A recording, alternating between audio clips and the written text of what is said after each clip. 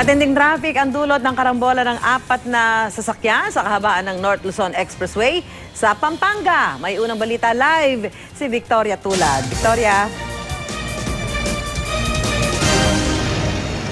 Susan, 2 ang kumpirmadong patay sa karambola nga na nangyari dito sa North Luzon Expressway bandang alas 2 ng madaling araw. Yan ay ayon kay Traffic Investigator Marvin Camua. Pero hindi pa ibinibigay sa atin yung pangalan ng 2 biktima na sakay ng isang SUV. Dito sa bahagi ng San Simon sa Pampanga nangyari yung aksidente na kinasangkutan ng isang truck ng NLEX, isang SUV, isang delivery van at isang bus. Itong nasa aking likuran ay yung delivery van na nasira yung likod at yung gilid dahil nga sa karambola. Ayon sa driver ng bus na si Nestor Juan, nakita nila na biglang sumulpot ang SUV sa fast lane at binangga yung nakaparadang truck ng mga empleyado ng NLEX na may inaayos sa kalsada. Sinubukan daw umiwas ng delivery van driver na si Roderick Salazar pero nabangga pa rin niya yung isang pinto sa likod ng SUV. Tinamaan naman ng bus ang likod ng delivery van. Malakas daw ang pagkakabangga dahil umangat yung likod ng van. Nawala na tuloy ng kontrol ang delivery van driver kaya tumagilid ang sasakyan.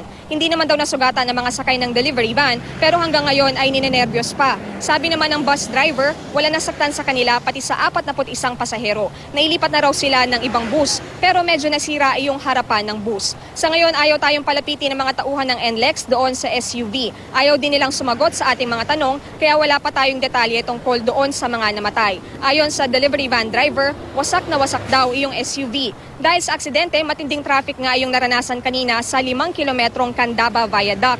Nakadagdag pa sa traffic yung mga sasakyan na tumirik.